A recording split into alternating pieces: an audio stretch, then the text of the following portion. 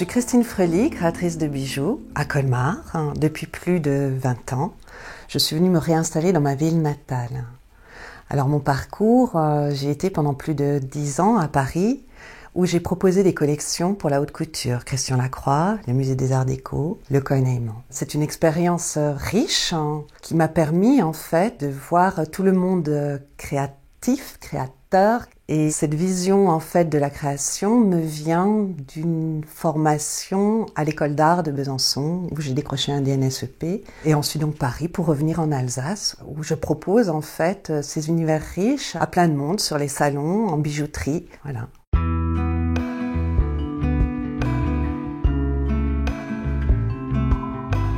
Alors le bijou, c'est une longue histoire. Je venais de terminer mon école d'art avec un diplôme en céramique. À Paris, j'avais un petit atelier.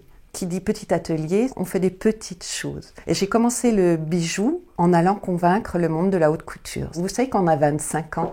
Alors en Alsace, on dit on est frères.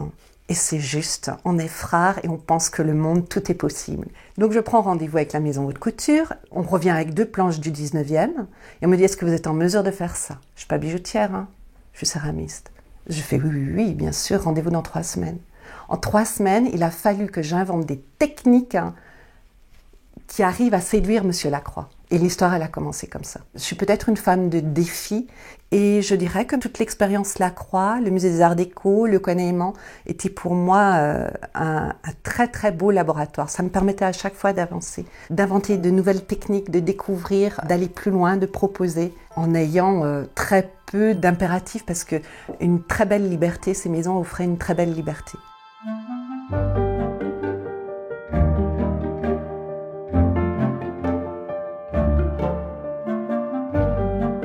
La vie parisienne est très riche, mais c'est un foisonnement d'univers. Et quelque part, de revenir en Alsace, j'avais besoin de me centrer et puis faire un retour à moi pour de la création proprement dite. Alors, mes créations, tous les 6 mois, je remets tout en question et j'estime que je ne connais plus rien à mon métier, je dois tout réinventer. Je repropose toute une collection en mettant en place une thématique et des matériaux qui m'intéressent. Si je prends simplement l'exemple de cette année, je vais travailler la perle de culture dans tous ses états, que je vais allier à un matériau que j'ai inventé, qui s'appelle la cire créa, qui est très léger, à colorimétrie multiple, à forme multiple, et je peux en faire ce que je veux. Je le sculpte à l'infini, je le colore à l'infini, il est léger, incassable, il a le bruit du verre. Et allié à la perle de culture, on a quelque chose de noble, de luxueux, de quelque chose qui est pérenne, qu'on a envie de garder et qui se transmet aussi.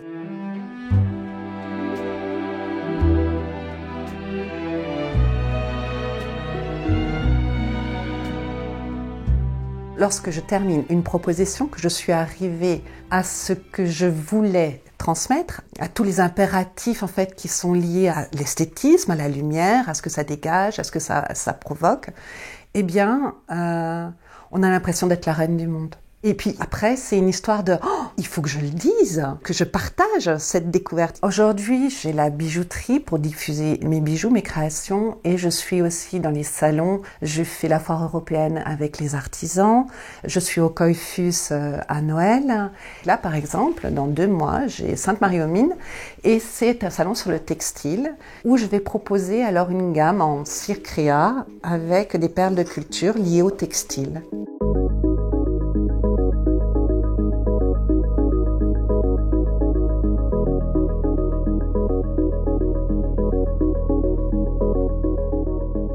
Le fait de transmettre du beau, c'est essentiel. Je ne pourrais pas être dans cette vie si, quelque part, je n'avais pas constamment du soleil dans la tête.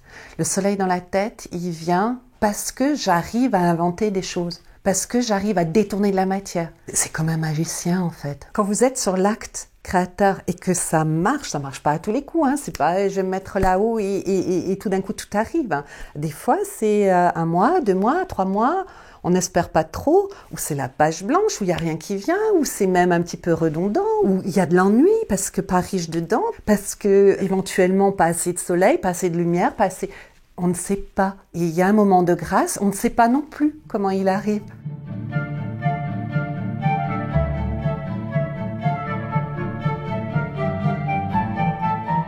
La restauration est importante. Là, j'ai une pièce, Napier, c'est un créateur de bijoux des États-Unis qui n'était pas à l'exportation et j'ai une pièce que j'ai complètement restaurée. Et alors, je peux en parler parce qu'on va en même temps remonter sur le côté histoire. C'est de la sociologie, c'est de l'art, c'est des gens qui se sont engagés. J'aime bien raconter à mes clients aussi l'histoire de leurs pièces. Ensuite, je touche aussi une clientèle de par le fait de proposer mon savoir-faire sur les réparations, sur les transformations, sur la possibilité de décider qu'une pièce, n'est plus actuelle. En réfléchissant à deux, on peut éventuellement lui donner une seconde vie. Sur ma période parisienne, j'avais racheté à des anciennes brodeuses de chez Dior tout un stock de perles et de strass qui date des années 1940.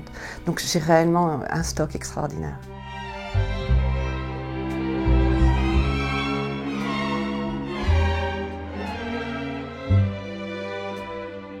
Dites-vous bien qu'un créateur est souvent seul. Et donc ça fait plus de 2 ans que j'avais envie de proposer autre chose que simplement du bijou, aller plus loin, aller dans un soin, dans un bien-être. Et alors je voulais créer un savon avec une perle de culture. C'est pas simple de créer un savon avec une perle de culture. La perle de culture ne supporte pas les produits. On dit bien qu'il ne faut pas se laver avec. La perle de culture a besoin de soins, elle a besoin d'être nourrie, etc. Et donc là, j'ai trouvé un créateur extraordinaire, la savonnerie Scala, marque Glaceur, à Colmar. Donc on est sur un produit 100% Colmar. Et on a inventé un savon avec de la poudre de perle de culture, une perle de culture centrale, du lait d'avoine bio.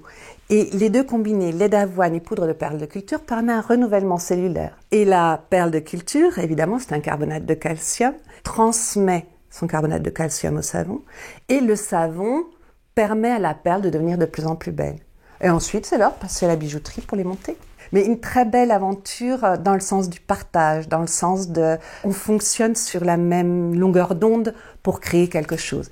Et ça m'a vraiment, vraiment beaucoup plu. Si je me projette à 2, 3, 5 ans, je veux toujours être créatrice. Je veux toujours inventer. Mais l'invention, ce que j'ai fait avec la Scala, a dépassé simplement le terme du moi-je. D'accord ? Et j'ai envie de rentrer en collaboration avec d'autres créateurs.